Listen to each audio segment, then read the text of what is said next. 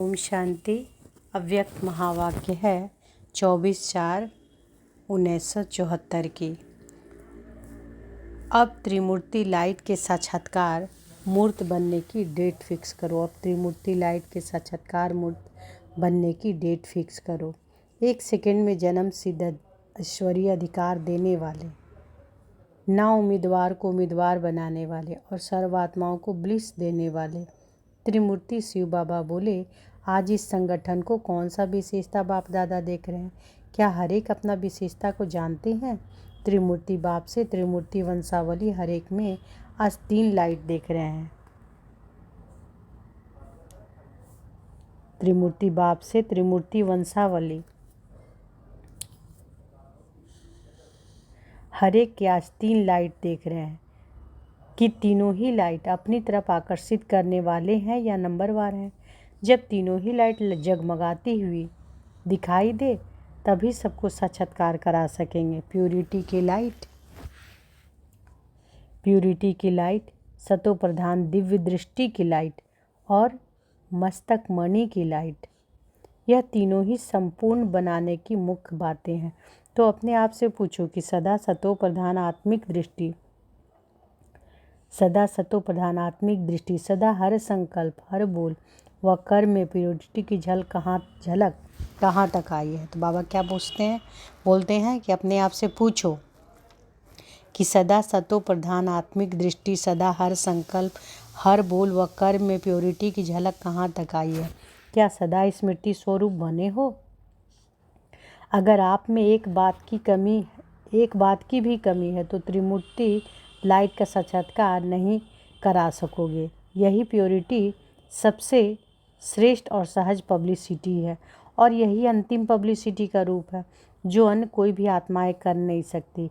विश्व परिवर्तन के कार्य में सबसे पावरफुल पब्लिसिटी का साधन आप विशेष आत्माओं का यही है। तो क्या ऐसी पब्लिसिटी कर रहे हो या कोई ऐसा प्लान बनाया या ऐसी कोई विचित्र फिल्म बनाई है?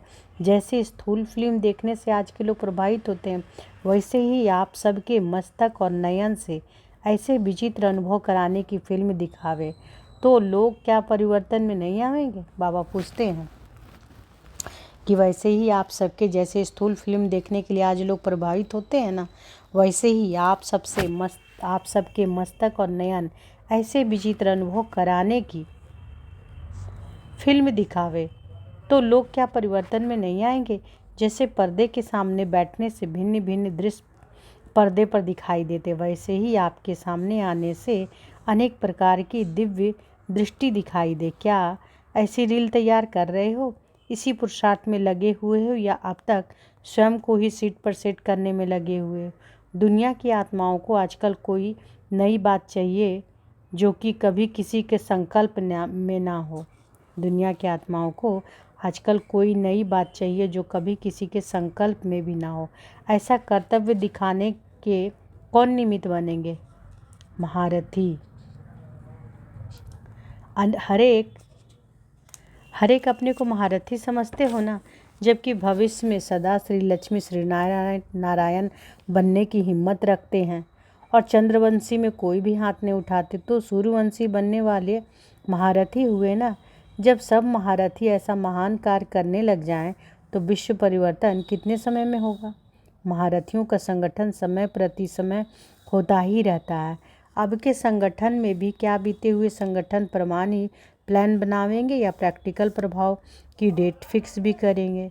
जैसे अन्य सब बातों का प्लान और डेट फिक्स करते हो, वैसे ही संपूर्ण सफलता त्रिमूर्ति लाइट के साक्षात्कार मूर्त बनने की प्लान और डेट अब फिक्स करेंगे या इसके लिए कोई और मीटिंग होगी? साइंस वाले टाइम बम बनाते हैं तो क्या आप टाइम बम्स नहीं बनाते? बाबा कहते हैं कि साइंस वाले टाइम बम बनाते हैं तो क्या आप टाइम बम्स नहीं बनाते? आप सिर्फ बॉम्ब्स बनाते हैं क्या? या सोचते हो कि अभी धरनी नहीं बनी है जो कि प्रत्यक्ष फल निकल आए? आजकल के ज़माने में धरनी को परिवर्तन करना कोई मुश्किल बात नहीं। कैसी भी धरनी में आजकल साइंस फल पैदा कर देती है ना उम्मीदवार को भी उम्मीदवार बना देती है ना। तो आप मास्टर सर्वशक्तिवान ताज तख्त और तिलकधारी क्या ना उम्मीदवार को उम्मीदवार नहीं बना सकते? असंभव को संभव करना यह चैलेंज ब्राह्मणों का स्वधर्म है। असंभव को संभव करना यह चैलेंज आप ब्राह्मणों का स्वधर्म है। अर्थात धारणा है तो स्वधर्म में स्थित होना सहज है या कठिन है? बोर्ड जो लगाते हो उसमें क्या लिखते हो? 1 सेकंड में जन्मसिद्ध अधिकार प्राप्त करो। तो जरूर 1 सेकंड में प्राप्त करने का प्लान प्रैक्टिकल में है, तब तो लिखते हो ना। तो यही असंभव को संभव होने का चैलेंज करते हो ना। तो ऐसा फास्ट कर्तव्य कब से शुरू करेंगे? लेकिन बोर्ड के नीचे और भी शब्द लिखते हैं, अभी नहीं तो कभी नहीं। फिर तो अब से ही होना चाहिए ना। तो इस वर्ष में कोई ऐसा अनोखा प्लान बनाओ।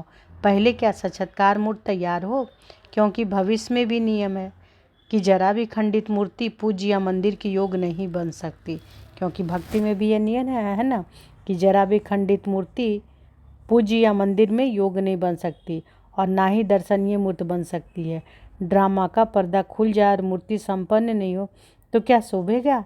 जैसे श्रृंगार में 16 श्रृंगार प्रसिद्ध है, तो क्या ऐसे ही संपूर्ण 16 कला संपन्न बने हो? या समय पर जिस कला की आवश्यकता हो, क्या उस समय वह कला स्वरूप में नहीं आ सकते? यदि स्मृति में आता है लेकिन स्वरूप में नहीं आता है तो आपको सफलता कैसे होगी? यदि युद्ध स्थल में समय पर शस्त्र उपयोग में ना ला सके तो क्या विजय होगी? पहले स्वयं को संपन्न बनाने में प्रैक्टिकल प्लान बनाओ, तो सहज सफलता आपके सम्मुख आ जाएगी। अब तक रिजल्ट क्या देखी है? स्वयं की और अन्य आत्माओं की, दोनों की सेवा साथ साथ और सदा रही। दोनों का बैलेंस समान रही दिखाई देता है। दोनों का बैलेंस विश्व की सर्व आत्माओं को ब्लिस दिलाने के निमित्त बनेगी। यूं तो सर्व कार्य बाप का है, लेकिन जैसे अन्य कार्य में निमित्त बने हुए हो तो इसमें क्यों भूल जाते हो?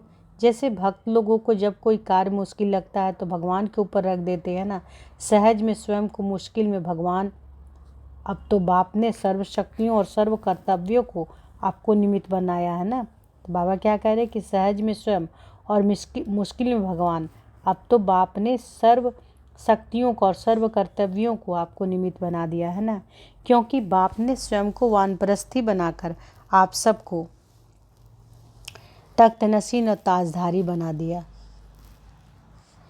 जो बाप की जिम्मेवारियां रही हुई है वह अब तुम बच्चों की। हाँ, मददगार बाप अवश्य हैं, है ना, मददगार बाबा अवश्य हैं, लेकिन साकार रूप में और नाम बाला करने में संसोच फादर हैं।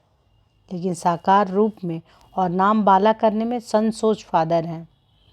इसलिए आप सभी जिम्मेवार आत्माएं हो, परंतु साधारण आत्माएं नहीं हो। आप ज्ञानी तो आत्माएं और विजय रत्न हो, समझा?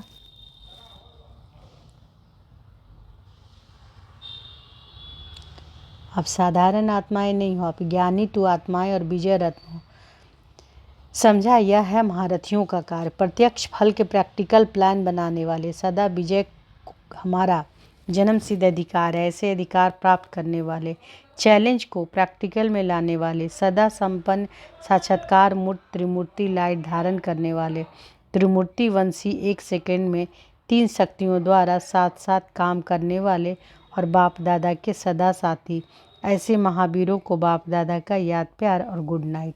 अच्छा, मुरली का सार है, स्वयं को यह देखते रहो कि सदा स्मृति स्वरूप, सदा सतो प्रधान, आत्मिक दृष्टि, सदा हर संकल्प, बोल और कर्म में प्योरिटी की झलक कहाँ तक आई है, तभी त्रिमूर्ति लाइट का साक्षात्कार करा सकेंगे। अच्छा, ओम शांति।